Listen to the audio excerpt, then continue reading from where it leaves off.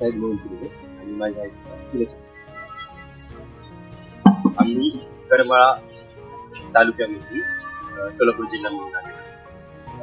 आईला 14 जूनला अर्धांगवाडी झाली. तर तिथे आम्ही तिला 23 जून पर्यंत ऍडमिट केली सेलर डॉक्टरांची. सेलर डॉक्टरांनी आम्हाला पाठवला. आम्ही लगेच ती तिकीट पण घेतल्यानंतर 26 जूनला इथे आणलं. तिथे आणल्यानंतर आम्हाला औषध गोळ्या वगैरे देण्यात. आईला पण चेक करण्यात आलं. चेक केल्यानंतर आणि व्यायाम सांगत आल्यानंतर तेल वगैरे मालिश कशी करायची ते पण सांगितलं. इथून गेल्यानंतर परत दुसरी तारीख 21 जुलैला गेला.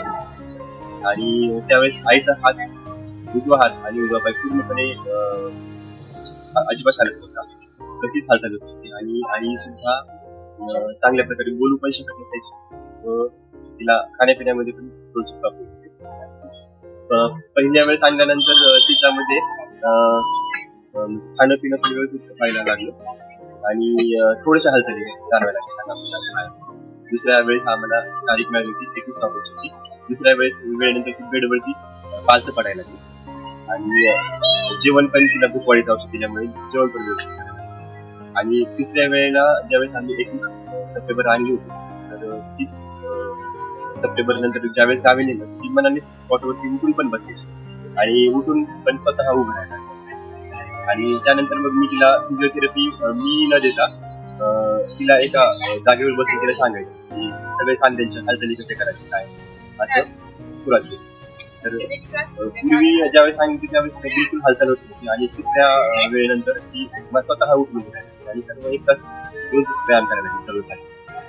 आता ही 4थी वेळ आहे. आणि 4थ्या वेळेमध्ये तिला जाणूबस्ती वाढवली. मण्याबस्ती आणि जाणूबस्ती वाढवून तिला गुडघ्यामध्ये चांगला म्हणजे फरक जाणवू लागला. आणि काल आम्ही तिला फिजिओथेरपीमध्ये उभा केलेली. इथला सर्व स्टाफ पण चांगला आहे. ॲक्युपंक्चर, फिजिओथेरपी आणि पंचकर्मामध्ये सर्वजण चांगल्या प्रकारे तिला उपचार दिले आले. आणि स्वतःहून म्हणजे आता यावेळेस आई सावधपणे बोलते आणि तिला सर्व बोललेलं कळतं पण तिसऱ्या वेळेसच आणल्यानंतरच होतं.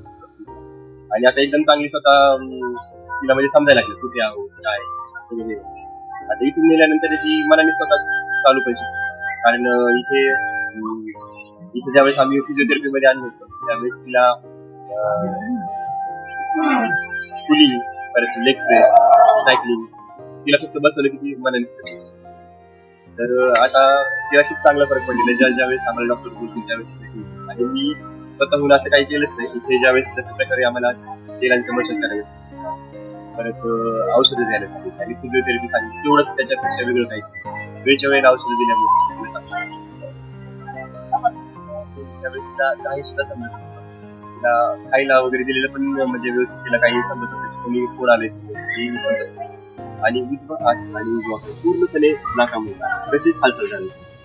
इथे ज्यावेळेस इथे पूर्ण डॉक्टरांनी चेक केलं आणि फिजिओथेरपिस्ट व्यायाम वगैरे त्यावेळेस त्यांना थोडीशी कमरेमध्ये हालचाल चालवली आणि त्यांनी सांगितलं त्याप्रमाणे मी व्यायाम द्यायला सांगितलं. काहीच हालचाल तसं म्हणजे हालचाली वगैरे दुरून चालू होतं तसं माझ्या बरोबर स्वतः